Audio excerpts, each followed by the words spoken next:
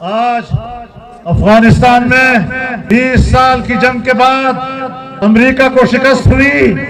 اس شکست کے بعد اب اس کو دنیا کا سپر طاقت کہلانے کا کوئی حق حاصل نہیں. اب ہمارے ساتھ اس لہجے میں بات نہ کرے. میں نے ایک دفعہ ماسکو کی پارلیمنٹ کی خارجہ کمیٹی سے کہا تھا، اور وہاں ایک کمیونسٹ پارٹی کا ایک نمائندہ ان کی سربراہی کر رہا تھا، کچھ بڑے روک ڈھانپ سے باتیں کر رہا تھا، پاکستان کے خلاف شکایتیں کر رہا تھا.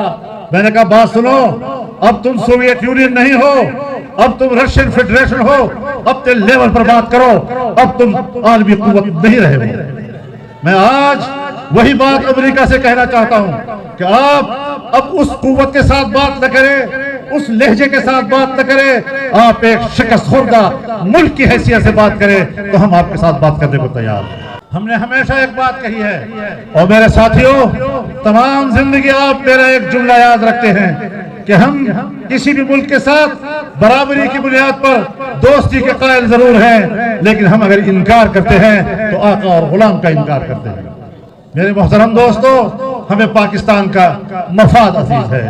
ہم اپنے وطن کے مفاد کے لیے تمام حکمت عملی بنائیں گے، تمام وسائل بروئے کار لائیں گے، اور پاکستان کو عالمی برادری کا اور خطے کا ایک اہم ملک بنا کر دم لیں گے انشاءاللہ.